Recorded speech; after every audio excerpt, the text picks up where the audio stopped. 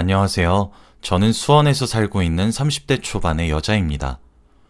얼마 전 영화에서만 나올 것 같은 일이 저에게 일어나고야 말았어요. 지금 생각해도 너무 혼란스럽고 믿기지 않지만 뭐 어쩔 수 있나요? 제가 바보 같았던 탓입니다. 아무리 착하고 순해 보여도 속은 새까만 악마였다는 사실을 뒤늦게 알아버렸습니다. 여러분도 저처럼 뒤통수 심하게 당하지 마시고 꼭 잘 알아보시고 결혼하시길 바랍니다. 저는 남편과 일찍 결혼한 편이에요. 주위 친구들은 대학교 졸업을 하고 취업 준비를 열심히 하고 있는데 저는 그때 직장인 남자친구를 만나고 있던 터라 또래 사람들보다 조금 더 일찍 결혼을 했습니다. 이렇게 말하면 다들 저한테 철없다고 뭐라 하실 거예요. 지금 생각해도 제가 철이 없었다는 거 인정합니다. 하지만 저는 매번 취직에 실패하고 회의감도 많이 들었었고 더 이상 물러설 곳이 없었습니다. 남자친구가 자신과 결혼을 해주면 저는 취직을 하지 않아도 된다고 하는 겁니다. 저는 홀어머니 밑에서 자란 외동딸이어서 어머니에게 얼른 행복한 모습을 보여드리고 싶었습니다. 그래서 하던 취업 준비를 중단하고 남자친구와 결혼을 하기로 결정했죠. 그런데 남자친구의 집안이 평균 이상인 집입니다. 남자친구 부모님께서 사업을 하시는데 그게 조금 큰 편이었거든요. 결혼을 허락받으러 갈 때 당연히 드라마에서 나오는 것처럼 흰 봉투를 주시면서 아들과 헤어져 달라고 하던지 물사대기를 맞을 각오를 하고 갔습니다. 그런데 의외로 저를 굉장히 반겨주시더라고요. 남자친구 집에 여자 형제가 없어서 그런지 저를 딸처럼 여겨주셨습니다. 저한테 연락도 자주 하셨고 만나서 백화점이나 카페에 가기도 했고 말이죠. 매일 저한테 이것저것 사주시면서 딸 같아서 그래요 라고 말씀하셨습니다. 솔직히 부담스럽지 않았다고 하면 거짓말이겠죠. 마음 한켠으로는 결혼하면 얼마나 저를 못살게 구시려고 이러는 걸까 라고 생각했습니다. 하지만 저희가 만난 지도 오래되기도 했고 시부모님도 저를 아껴주셨기에 크게 결혼을 망설이지 않았어요. 그런데 주위 친구들이 저희 집안과 남자친구의 집안이 너무 차이가 나니까 저를 많이 걱정해 주었습니다. 저도 혹시나 시부모님께서 이런저런 이유로 저를 못살게 굴까봐 당연히 겁냈죠. 친구들은 언제든지 힘들면 이혼을 하라고 했고 저는 지인들의 축하 속에서 결혼식을 올렸습니다. 원래 다른 사람들 이야기를 들어보면 시부모님이 결혼 전에는 살뜰히 챙겨주시다가 결혼을 하고 나서부터 180도 변한다는 말을 정말 많이 들어봤어요. 그래서 저도 결혼을 하면 시부모님께서 변하실 줄 알았습니다. 하지만 정말 다행히도 시부모님은 저에게 정말 잘해주셨어요. 우선 제가 학벌도 안 되고 돈도 못 벌고 직업도 없는데도 며느리로 받아주신 것만으로도 너무 감사한데 거기다가 집과 혼수까지 다 해주셨습니다.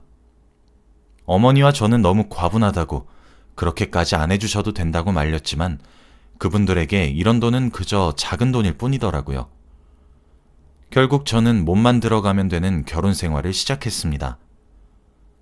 시댁에 들어가서 살지 않았고 저희는 신혼집에서 알콩달콩 살았습니다.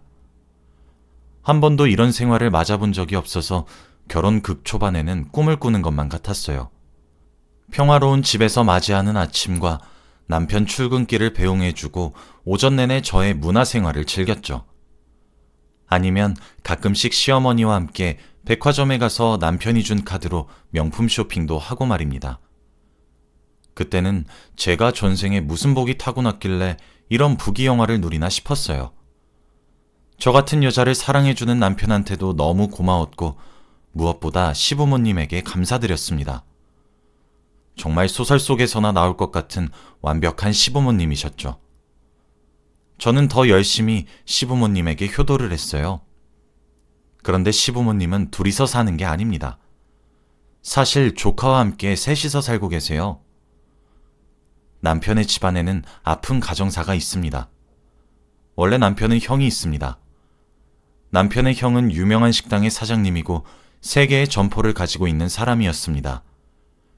그리고 저와 남편이 연애했을 적에 결혼을 하셔서 결혼식에도 참석한 적이 있죠. 그런데 결혼을 하고 아이가 생겼고 형의 아내분께서 아이를 낳는 과정에서 결국 하늘나라로 가시고 말았습니다. 결국 남편 형이 혼자서 아이를 키웠다고 해요. 그런데 하늘도 무심하시지 아내가 돌아가고 얼마 지나지 않아 남편의 형이 암에 걸리고 말았습니다. 사실 남편의 형님분과 결혼 전부터 알던 사이여서 제가 취업 준비를 할 때 가게에서 서빙 아르바이트를 한 적이 있어요. 그때 정말 도움을 많이 받았습니다. 제가 시험 준비와 면접 준비를 하는 것도 도와주시고 알바비를 받을 때 몇만 원 더 넣어주시기도 하셨죠. 그리고 일부러 근무 시간에 저를 조용히 불러 공부 좀 하라며 자리를 내주시기도 했습니다. 그런데 그때 저는 그분이 아픈지도 몰랐고 전혀 티도 안 내셨어요. 알고 보니 그때 암투병 중이셨다고 하더라고요. 결국 저와 남편이 결혼하기 얼마 전에 하늘나라로 돌아가시고 말았습니다. 그때 장례식장에 갔는데 웬 아이가 혼자 앉아 있더라고요. 그런데 딱 보고 알 수 있었어요. 바로 남편의 조카였습니다. 남편의 형의 아들이죠. 그런데 너무 어린아이여서 지금 여기가 어떤 곳인지 모르는 듯 했고 부모님 두 분 다 돌아가셨다는 것을 모르는 것 같았죠. 정말 마음이 아프고 아이가 안타까웠습니다. 장례식장에 온 사람들 전부 다 조카를 보고 다들 불쌍한 눈초리로 보았습니다. 부모님이 두 분 다 돌아가시고 남아있는 가족은 삼촌과 할머니, 할아버지 뿐이니까요. 아이는 아무것도 모르고 멍하니 있었습니다. 그런데 아이가 또 제 남편이랑 너무 닮았더라고요. 오히려 남편의 형보다 남편이랑 더 닮았었습니다. 그래서 그런지 더 정감이 가고 눈길도 많이 갔죠. 결국 그 아이는 시부모님이 키워주시는데 대부분 도우미 아주머니들께서 케어해 주세요. 제가 일부러 낮에 시부모님 댁에 자주 방문하는 이유 중 하나도 그 아이 때문이기도 합니다. 혼자 있을 아이가 걱정되기도 하고 많이 놀아주기 위해서 말이죠. 아이는 아직 아무것도 모를 텐데 나중에 크고 나서 얼마나 크게 상처를 받을지 걱정이 되더라고요. 남편에게는 그런 아픈 가정사가 있습니다. 그리고 아이는 내년에 초등학교를 입학해요. 초등학교 입학할 때 부모의 손길이 가장 많이 필요할 텐데 혼자서 어떻게 다닐까 싶으면서 걱정을 하고 있었습니다. 왠지 모르게 아이를 보면 마음이 아프고 옛날에 제가 떠오르거든요. 제가 홀어머니 밑에서 자랐지만 어머니가 늘 일한다고 바쁘셔서 저를 많이 챙겨주지 못했거든요. 그래서 늘 모든 것을 다 해결해야 했죠. 아무튼 저는 늘 아이를 틈틈이 챙겨주면서 최선을 다해서 도와주려고 했습니다. 어느 날 항상 기분 좋게 집으로 퇴근하던 남편이 그날따라 화가 잔뜩 난 채로 귀가하더라고요. 회사에서 무슨 안 좋은 일이 있었나 싶어서 제가 무슨 일이냐고 꼬치꼬치 캐물어도 말을 돌리고 대답을 회피했습니다. 원래 저희 둘 사이에 비밀이 없기도 하고 서로의 휴대폰도 서스름 없이 열어볼 만큼 깔끔해요. 그런데 처음으로 남편이 저한테 무언가 숨기는 것 같은 모습을 보이니까 너무 속상하더라고요. 제가 아무리 무슨 일이냐고 물어도 남편은 입을 꾹 다물었고 저도 속이 상해서 아무런 말도 하지 않았습니다. 저희 집에는 정적이 흘렀죠. 남편도 이상한 기운을 감지했는지 저한테 별일 아니라고 애교를 부리긴 했지만 결국에는 무슨 일인지 말을 해주지 않으니 제가 마음이 풀릴 리가 있나요? 그래서 다음 날까지 삐진 채로 있었습니다. 속이 상한 채로 남편의 출근길을 배웅해주고 집에 가만히 앉아 있는데 혼자 있으니까 생각이 더 많아지더라고요. 남편이 도대체 저한테 뭘 숨기는 걸까 싶어서 남편을 의심하게 되고 오만 생각이 다 들어서 누군가를 만나야 할 것 같았습니다. 저희 집 근처에서 살고 제 이야기를 들어줄 사람은 시어머니밖에 없었어요. 워낙 시어머니와 사이가 친구같이 각별하기도 하고 항상 제 편을 들어주셨기 때문에 오랜만에 같이 커피 한잔하면서 수다나 떨기 위해 시어머니 집으로 갔죠. 시어머니도 당연히 저를 반기셨고 저희는 같이 식탁에 앉아 도란도란 이야기를 나누었습니다. 남편에게 속상했던 일들은 일절 말하지 않았고 시시콜콜한 말들만 했습니다. 그런데 갑자기 시어머니께서 분위기를 잡으시며 제 손을 턱 잡으시고는 너 어제 네 남편한테 얘기 들었니? 라고 하더라고요. 갑자기 그게 무슨 소린가 싶어서 저는 당황스럽단 표정을 하고 있었습니다. 제 표정을 보시고 시어머니는 남편에게 아무 말도 듣지 못했다는 것을 눈치채셨는지 한숨을 푹 쉬시더라고요. 그러면서 저한테 충격적인 말을 하시기 시작하셨습니다. 시어머니가 저한테 조카를 저와 남편의 호적으로 넣어달라고 하셨거든요. 저는 말문이 턱 막혀서 아무 말도 못하고 있었고 시어머니는 상황 설명을 하셨습니다. 이제 조카가 초등학교에 입학하면 부모의 손길이 많이 필요할 게 뻔한데 시어머니는 그게 두렵대요. 그리고 조카에게 할머니 할아버지밖에 없는 것도 걱정이 된다고 하셨죠. 키우는 건 시부모님이 할 테니 호적상으로만 조카의 부모가 되어달라고 하더라고요. 학부모 참관 수업이나 선생님과 상담, 이럴 때만 참석하면 된다고 하더라고요. 솔직히 너무 당황스러웠고 어찌할 바를 몰랐습니다. 사실 시어머니가 저한테 뭘 부탁한 적이 없는 사람이에요. 그런데 이렇게 간절하게 제 손을 잡으시면서 구구절절 말씀하시는데 거절을 못하겠더라고요. 저도 거의 부모가 없다시피 자라왔기 때문에 부모의 소중함을 너무 잘 알았거든요. 그러면서 시어머니가 저에게 한마디 더 보태셨습니다. 우리 첫째 아들이 죽기 전에 남겨놓은 재산이 좀 있어. 근데 그걸 지 아들한테 다 상속시켜 놨더라고. 그런데 네가 조카를 호적에 올려주면 그 재산 다 너희들한테 갈 게다. 솔직히 저와 피 한 방울 안 섞인 아이를 아들로 삼으라는 말이 처음에는 이해가 되지 않았어요. 그런데 아이가 워낙 아주버님보다 남편과 많이 닮기도 했고 착하고 성격도 좋아서 괜찮을 것 같더라고요. 그리고 무엇보다 제가 시부모님에게 받은 게 너무 많아서 이렇게라도 은혜를 갚아야 한다고 생각했습니다. 그래서 시어머니에게는 고민을 해보겠다고 말씀드리고 집으로 돌아왔죠. 남편이 퇴근하고 집에 돌아올 때까지 혼자 곰곰이 생각해 보았습니다. 도저히 어떻게 해야 할지 모르겠더라고요. 저희가 호적에 넣지 않는다면 아이는 평생 부모 없는 아이로 살아야 할 것이고 호적에 넣는다면 표면적으로는 저희가 부모가 되는 거잖아요. 딱히 그 아이에 대한 거부감은 없었는데 한 가지 걸리는 게 있었습니다. 저희가 임신 계획이 없는 것이 아니었고 조금 여유가 생기면 아이를 가지려고 했어요. 그런데 저희가 아이가 생겨서 낳는다면 둘은 형제라고 해야 할까요? 그리고 무엇보다 조카가 서운해하면 어떡합니까? 이런 오만 생각이 다 들면서 도저히 선택을 할 수 없었어요. 마침 남편이 집으로 돌아왔고 저는 오늘 시어머니에게 들었던 말들을 싹 다 말했습니다. 그런데 남편은 굉장히 놀라더라고요. 그러면서 저에게 나는 이미 어머니한테 내가 안 한다고 말씀드렸는데 나는 상관없으니까 당신이 선택해. 난 당신이 하라는 대로 할게. 남편은 저에게 선택권을 주었고 정말 오랫동안 고민을 했습니다. 그동안 조카를 만나러 가끔씩 시댁에 갔는데 여전히 착하고 여린 아이였어요. 이렇게 순한 아이가 혼자서 낯선 환경을 적응해 나갈 것을 생각하니까 도저히 안 되겠더라고요.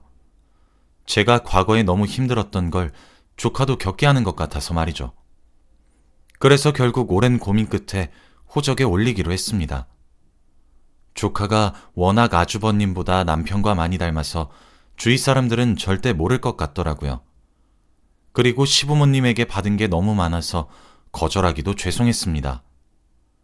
시댁에서 키워주시고 저와 남편은 가끔씩 부모 역할을 하면 되었기에 상관없었죠. 아이는 저한테 여전히 고모라고 불렀습니다. 저는 왠지 모르게 호적에 올리고 나니까 더 정이 가는 거 있죠? 그래서 평소보다 더 자주 만나고 맛있는 것도 사주고 하면서 더욱 친해졌습니다. 아이가 학교 생활에 적응할 수 있게 제가 옆에서 많이 도와주었어요. 그렇게 한 몇 달을 살았던 것 같습니다. 그동안 별일 없이 지냈어요. 여전히 저는 시어머니와 자주 데이트하면서 놀러 다녔고 가끔씩 조카랑 같이 놀기도 했죠. 저희 부부는 잘 싸우지도 않고 늘 신혼부부처럼 지냅니다. 그런데 저희 부부 사이에 선물이 찾아왔어요. 바로 제가 임신을 하게 되었습니다. 처음에는 전혀 몰랐는데 시어머니 앞에서 제가 입덧을 하고 있더라고요. 시어머니와 저는 동시에 눈이 마주쳤고 같이 얼싸 안으면서 축하했습니다. 그리고 병원에 가보니 임신 5주차라고 하더라고요. 남편도 너무 좋아했고 저희 가족 모두가 경사가 났다고 했습니다. 솔직히 조카가 마음에 걸리기도 했지만 그때의 저는 두 아이 다 감당할 수 있다고 생각했습니다. 그리고 제가 임신을 했다고 해서 조카를 뒷전으로 할 생각도 전혀 없었거든요. 저희 집엔 좋은 소식들로만 가득했고 하루하루가 너무 행복했습니다. 이 행복이 끝나면 어떡하지라는 걱정이 들 정도로 말이죠. 그런데 임신하고 얼마 지나지 않아 저는 충격적인 사실을 알게 되었습니다. 제가 임신을 하고 나서 시댁에 있는 시간이 많아졌어요. 남편이 출근하고 나면 혼자 있는 시간이 너무 외로워서 시어머니랑 같이 도란도란 노는 시간이 너무 좋았거든요. 그런데 그날 아침 일찍 시댁에 갔더니 시어머니가 어디 가셨는지 안 보이시더라고요. 저는 잠깐 산책 나가셨나 싶어서 혼자서 시간을 때우고 있었습니다. 가만히 앉아 있으면 몸이 너무 찌뿌둥해서 집안을 이리저리 걷고 있었죠. 걷다가 왠지 모르게 그날따라 예전에 남편이 지냈던 방을 들어가고 싶더라고요. 결혼 전에 한번 들어가 보고 그 뒤로 혼자서 들어가 본 적이 없습니다. 왠지 옛날 생각도 나고 방 구경도 제대로 하고 싶어서 남편의 방에 들어갔어요. 거기서 서랍도 열어보고 옷장도 열어보면서 이리저리 구경하고 있었습니다. 그런데 저는 거기서 충격적인 사진을 보고 말았어요.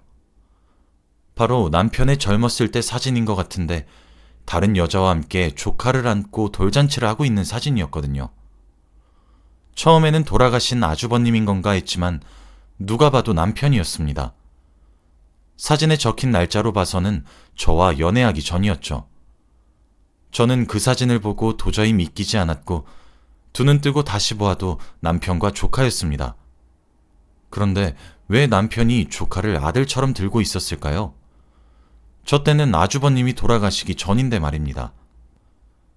그때 현관문에서 시어머니가 들어오시는 소리가 들렸고 제가 남편의 방에서 그 사진을 들고 있는 것을 보셨죠. 갑자기 사진을 확 뺏으시면서 네가 잘못 본 게다 라고 하시는 겁니다. 오히려 화를 내시면서 그렇게 반응하시니 제가 잘못 본 게 아니라는 확신이 서더라고요. 사람이 너무 놀라면 아무 말도 안 나오고 오히려 침착해지는 거 아시나요? 제가 그때 딱 그랬습니다. 조카가 남편을 많이 닮았을 때 조금 신기하긴 했지만 아들일 거라고는 상상도 못했어요. 제가 멍청했던 건가요? 시어머니는 오히려 저의 침착한 모습에 놀라셨고 어떻게 된 일인지 구구절절 말해주셨습니다.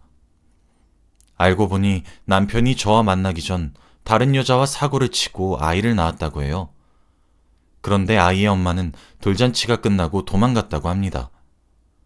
결국 남편 혼자서 아이를 키웠는데 마침 자신의 형이 결혼을 했고 형의 아내가 난임이라는 사실을 알게 되어 갓 100일 지난 아이를 형 부부의 호적으로 올렸다고 하더라고요. 남편이 저에게 말해주었던 것들은 다 거짓말이었습니다. 저한테 자신의 형수님은 아이를 낳다가 그 자리에서 돌아가셨다고 했거든요. 그리고 저한테 이런 사실을 말을 안 해준 건 사기 결혼 아닌가요? 저는 그 자리에서 다리에 힘이 풀렸고 아무 말도 나오지 않았습니다. 저를 속였다는 생각과 그들한테 제가 농락을 당했다는 생각에 화가 미친 듯이 났어요. 그래서 당장 시어머니한테 따졌습니다. 그런데 오히려 시어머니가 하는 말은 더 어이가 없었어요. 너처럼 키운 애를 우리 집에서 왜 들였겠니? 돈도 없고 학벌도 구리고 한부모 가정에 돈맛 좀 들으니까 아주 이게 다 네 거 같지? 잔말 말고 조카 네 아들로 키워. 아무것도 안 들고 몸만 들어왔으면 이 정도는 감당해야 하는 거 아니니? 너 정말 뻔뻔하다 얘. 못 배워서 그렇니? 우리 집에 며느리로 들어와서 누릴 거 다 누리고 돈 쓸 거 다 썼으면서 네가 감당해야 할 건 싫다는 거야? 늘 친절하시고 다정하시던 시어머니가 이런 말을 저에게 하신 적은 처음입니다. 너무 당황스럽고 놀랐어요. 오히려 저에게 미안하다고, 그럴 의도는 없었다고 사과를 해주시면 몰라요. 그런데 적반하장으로 뻔뻔하고 못 배웠다고 그러는데 어떻게 화가 안 나나요? 저는 당장 남편과 이혼을 하겠다고 했고, 시어머니는 자신도 잃을 거 없다고 다시 새로운 며느리 구하면 된다고 했습니다. 정말 정이 미친 듯이 탈탈 털리더라고요. 시어머니는 저를 붙잡지 않았고 집으로 돌아와서 짐을 쌌습니다. 그리고 친정집에 돌아가기로 마음먹었죠. 가는 길에 남편이 전화가 오더라고요. 당연히 미안하다고 사과를 할 줄 알았던 남편은 오히려 저에게 당신이 선택한 거잖아 라고 하면서 조카를 호적에 올리는 것을 제가 결정했다고 저한테 떠넘기더라고요. 말문이 턱 막혔습니다. 그때는 남편의 자식인 걸 몰랐잖아요. 결혼 전에 자기한테 숨겨진 자식이 있다고 말을 했으면 지금까지의 상황은 안 벌어졌을 것 같아요. 그런데 이렇게 거짓말을 하면서까지 숨겼어야 했나요? 저는 당장 이혼을 하자고 했고 지금 뱃속에 있는 아이는 저 혼자서 키우겠다고 했습니다. 그랬더니 남편이 비웃더라고요. 돈도 없고 직업도 없는 제가 어떻게 아이를 키우겠냐고 하면서 말이죠. 솔직히 맞는 말이어서 더 화가 났습니다. 그런데 저는 절대 제 아이를 쪽팔리게 키우지 않을 거예요. 조카처럼 자신의 아빠를 아빠라고 부르지 못하는 것보다는 잘 키울 자신이 있었거든요. 저는 남편의 그 말에 쌍욕을 내뱉고 전화를 끊어버렸습니다. 그리고 집으로 돌아와서 어머니에게 모든 사실을 다 말했어요. 어머니는 저를 안아주셨고 이해해 주셨죠. 다음날 해가 뜨자마자 이혼 서류를 남편에게 보냈습니다. 남편은 정말 제가 이혼을 할 줄은 몰랐던 건지 저를 찾아와서 사과를 하더라고요. 그런데 제가 거기에 흔들릴 리가 있나요? 무시하고 제 갈 길 갔습니다. 지금 생각해봐도 정말 대단한 경험이었던 것 같아요. 돈 많은 집안이라고 홀라당 넘어간 제가 바보 같았습니다. 지금은 아이를 낳고 어머니와 셋이서 잘 살고 있어요. 좋은 직장도 구했고 월급도 꽤 괜찮습니다. 여러분도 결혼하시기 전에 꼭 잘 알아보시길 바래요. 저 같은 일 겪지 마시고요. 제 이야기는 여기까지입니다. 들어주셔서 감사합니다.